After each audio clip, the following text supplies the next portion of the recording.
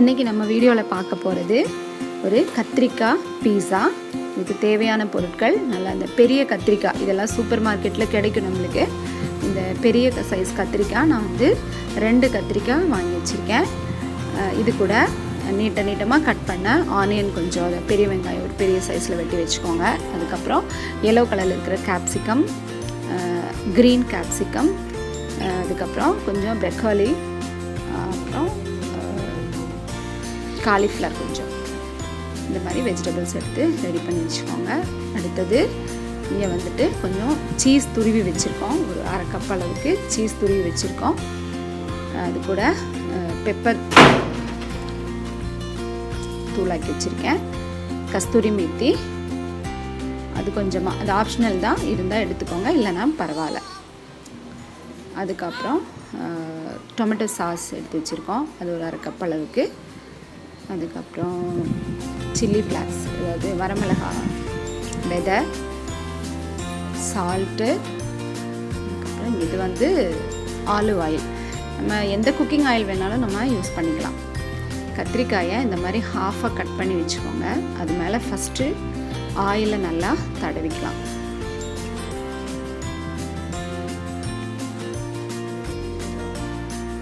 அப்புறம் அது மேலே அந்த ஆயில் தடவின பிரிஞ்சால்ஸ் மேலே நம்ம கொஞ்சம் டொமேட்டோ சாஸ் போட்டுக்கிறோம்.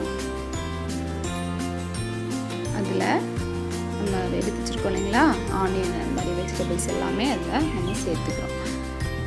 ஆனியன் நம்ம எடுத்து வச்சுருக்கிற எல்லா வெஜிடபிளையும் அது மேலே நம்ம வைக்கிறோம். அதுக்கப்புறம் மேலே கொஞ்சமாக சீஸ் துருவலை போடுறோம். பெப்பர் கொஞ்சம் தூவிக்கோங்க. அதுக்கப்புறம் இது சில்லி ஃப்ளேக்ஸ் கொஞ்சம் மேலே போட்டுக்கோங்க. கஸ்தூரி மேத்தி இருந்துச்சுன்னா அதையும் மேலே நம்ம தூவிக்கலாம். லேசாக சால்ட் போட்டுக்கலாம். அதுக்கப்புறம் மறுபடியும் சீஸ் கொஞ்சம் போட்டுட்டு, இப்போ ஏற்கனவே நான் வந்து மைக்ரோவேவ் வந்து ஒரு 350 டிகிரி ஃபாரன்ஹீட்க்கு ப்ரீ ஹீட் பண்ணி வச்சுருக்கேன்.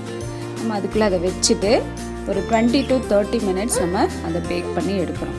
இப்போ பார்த்திங்கன்னா ஒரு சூப்பரான ஹெல்த்தியான ஒரு பீஸா நமக்கு ரெடி ஆயிடுச்சு. இப்போ குழந்தைங்க இதை விரும்பி சாப்பிடுவாங்க. நம்ம இந்த தவிர வேறு ஏதாவது வெஜிடபிள்ஸ் இருந்தாலும் நம்ம அதை யூஸ் பண்ணிக்கலாம்.